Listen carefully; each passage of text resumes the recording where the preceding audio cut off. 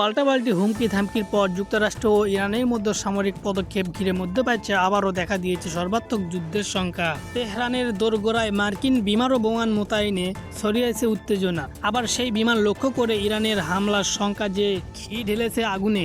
এরই মাঝে মধ্যপ্রাচ্যে যুক্তরাষ্ট্রের দ্বিতীয় রণতরী পাঠানোর ঘোষণা আরও উত্তপ্ত করে তুলেছে পরিস্থিতি। পরমাণু ইস্যুতে যুক্তরাষ্ট্রের সাথে ইরানের বিবাদ বহু পুরনো।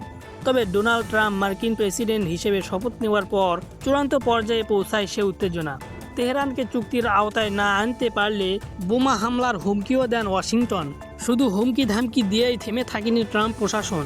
আগাম সতর্কবার্তা হিসেবে ভারত মহাসাগরে চাগস দ্বীপপুঞ্জে অবস্থিত মার্কিন সামরিক ঘাঁটি দিয়েগো গার্সিয়ায় বোমারও বিমান মোতায়েন করেছে যুক্তরাষ্ট্র।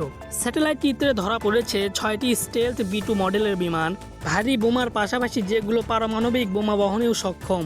যুক্তরাষ্ট্রের এমন উস্কানির বিপরীতেও পরমাণু ইস্যুতে নিজ অবস্থানে অনড় ইরান। জানিয়েছে হামলা হলে জবাব দেবে তেহরানও। চলমান উত্তেজনার মাঝেই মধ্যপ্রাচ্যে আরও একটি বিমানবাহী রণতরী পাঠানোর হুঙ্কার দিয়েছে যুক্তরাষ্ট্র।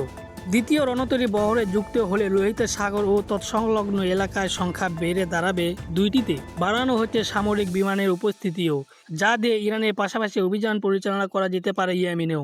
তবু ওয়াশিংটনের সাথে সরাসরি সংলাপে যেতে নারাজ ইরান।